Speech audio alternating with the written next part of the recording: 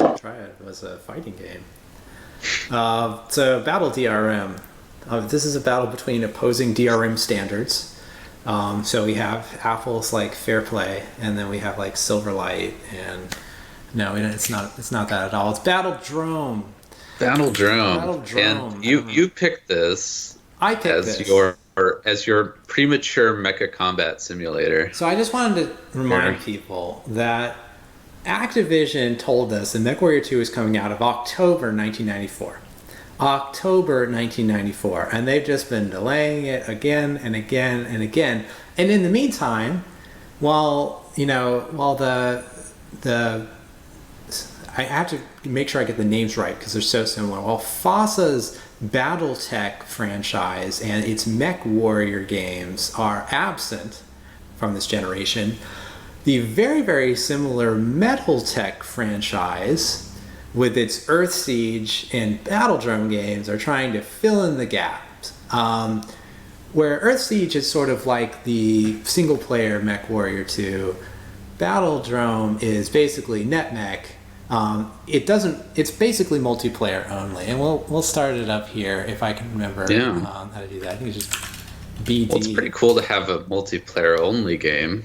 I'm not going to say I'm going to be impressed by it, but yeah, I mean it's like X-Wing versus TIE Fighter. Right? Actually, Dynamix sort of reminds me of Tribes, of a sort of multiplayer only. I mean, Tribes Tribes is part of the Earthsiege series, I believe. Oh. Yeah. Well, Tribes had a single player, but nobody ever used it. Right. Well, and Tribes 2 is kind of like I don't know. That's the one that I love. But I mean, there was enough space for a lot of mecha action here, but so Metaltech encompasses Earthsiege and Cyber Strike and all these other games that Sierra and Dynamix did. Battledrome is interesting because it's essentially multiplayer only. Now you can play single player by clicking the login button because that makes a lot of sense, right? And then clicking local login to the Battledrome Combat Network. And then it will pretend like you're connected to some online play service with all these fake people who change their status from like idle to, to playing or whatever. Okay. Well, that's really tacky there. Right. So, and then what you're supposed to do for the single player is that you challenge these, fake contestants, fake players that are in this like AOL Instant Messenger interface, and then you bet on who's going to win. But there's also kind of no point in doing this. So you can click on instant action. Apparently I wrecked my Herc the last time I was playing this.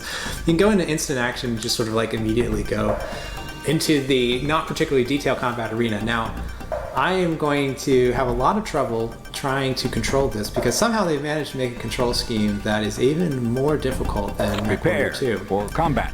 It's very similar in most ways in that you have separate controls for your feet and for your there we go. We have separate controls for your feet and for your torso. This is quite dark. I mean, I saw that the retail game has actual levels that are not like this kind of space vector kind of looking thing, but I guess this is what you get for the demo. I guess so. You'd think I would be able to see something. It's like forever off. All right. You ready? Oh, he's gonna be there. There you go. What was that missile? Why are your missiles curved? Hello. Turn around. I think part of the problem is that I set my speed down too low. Oh, here we go. Oh, you're in trouble now, bud. Wow, It's very Timberwolf looking. Alright, let's back it up. I'm gonna bring the old torso around. Around. Oh. Check it out. Hey man. Stop bumping me too.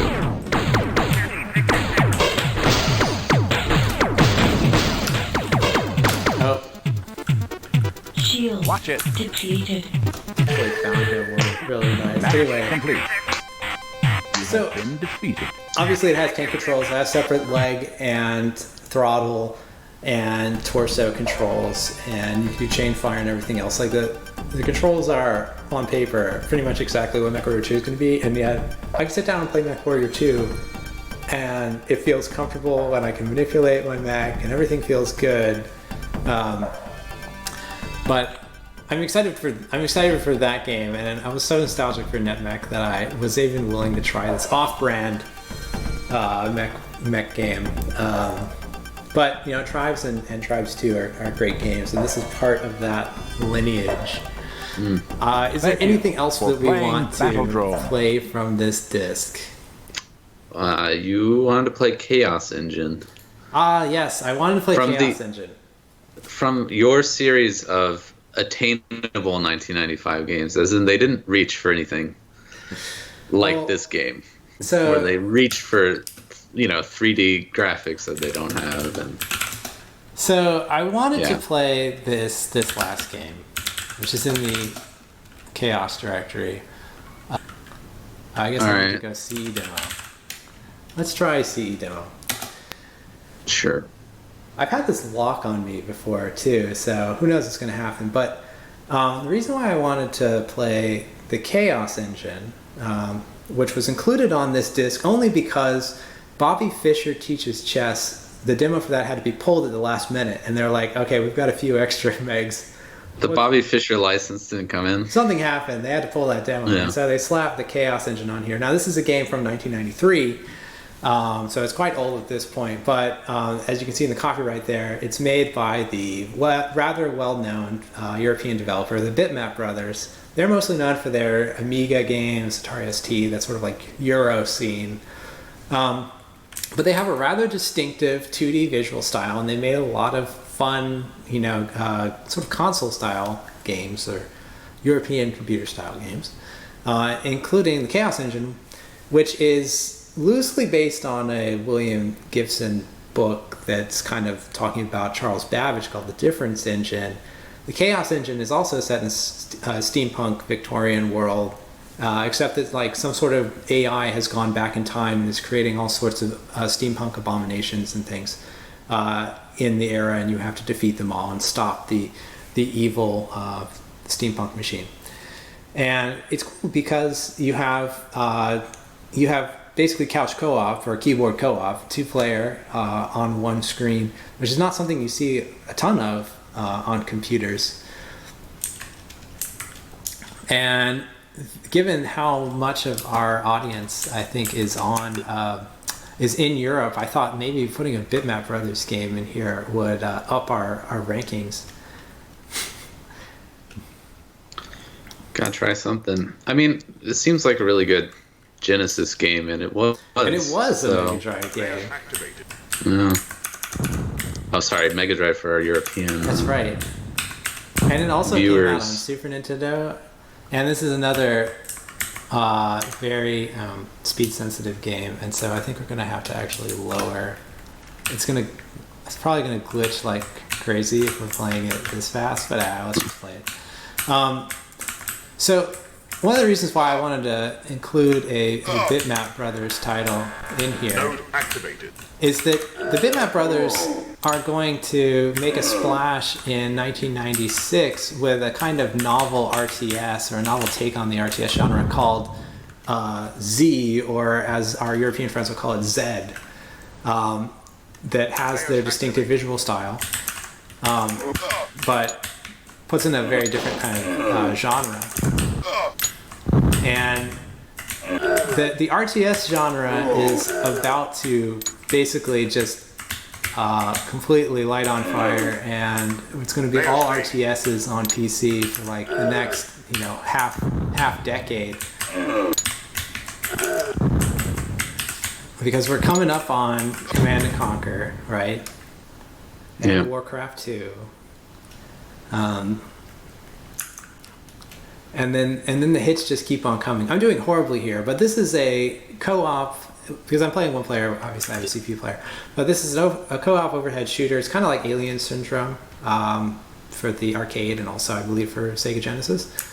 And we have to do a lot of random things like shoot at these towers that have lightning bolts coming out of them in order to make keys appear, in order to traverse this environment and ultimately exit. These guys are going to shoot jello at us. And it's fast-paced and fun. Like I said, somehow that releases the key. I don't know exactly why that releases the key. Okay, the thing you don't want to do is ever touch the green stuff. Especially when you're playing this fast. Oh, I managed to touch everything. So I just wanted to quickly show this game here because actually this is a fun sort of arcade style game. And you don't always see that much of it. And the Bitmap brothers have already made a name for themselves with earlier DOS games like this and Gods. And will be really interesting in '96 when Zed is released. Coming soon in 1993. Yes, coming soon. It's been out for a long time. I can't imagine what it's like to be on the wait list for the PC Gamer CD, you know? You're like, you put Boppin' on for exactly. us? Come on. You put Boppin' on. Well, obviously they wanted to sort of cement their relationship with Apogee, and they didn't want to push something like Bitmap Brothers ahead of them. But anyway, so what do you think is going to be your pick of the disc?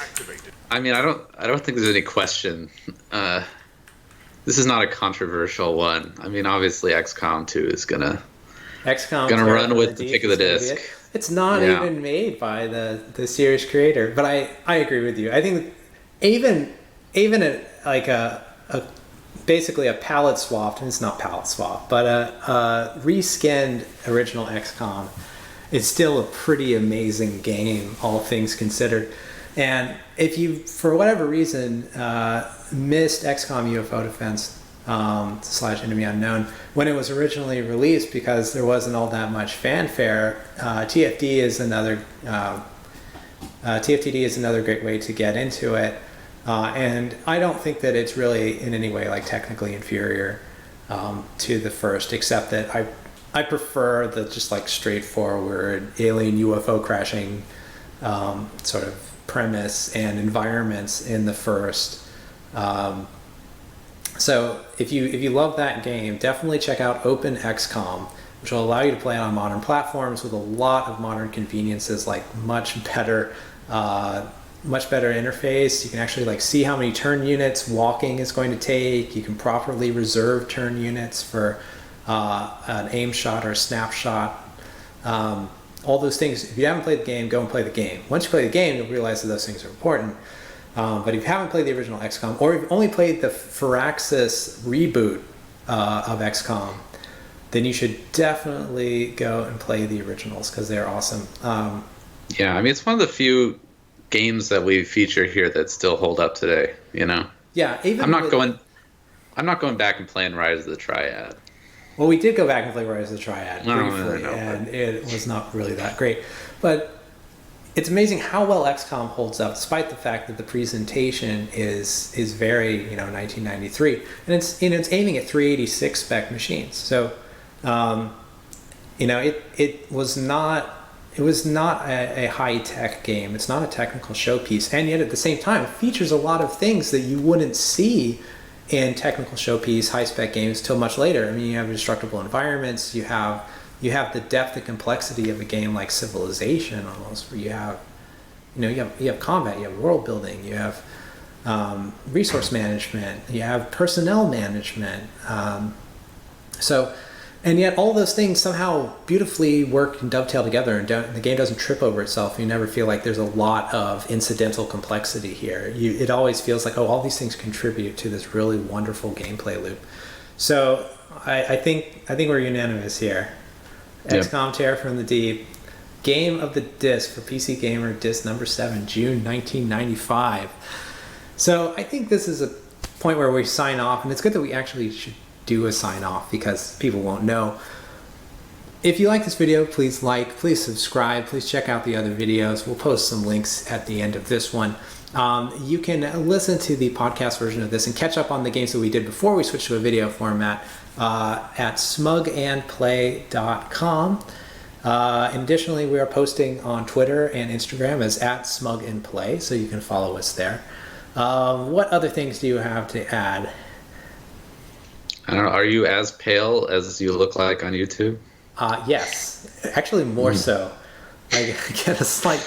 Wasn't sure if your camera was misconfigured or something. No, this is exactly how I look. I have more of a reddish tint, I think, on this camera than I do in real life. So, yeah, don't stay indoors all day playing XCOM. Yeah, don't play indoors all day playing XCOM. If you've played XCOM for more than 48 hours in a run, you probably need to see to some biological needs, basic biological necessities. You need to ingest liquids, food. You need to eliminate waste. You need to sleep. You probably need human interaction. But yeah, it's easy to forget about those things. So thank you very much for watching, and we will see you again in July. Not July of 2020, but in July of 1995. Yeah. See you in the future, or the past, whatever. See you in the future, which is also past.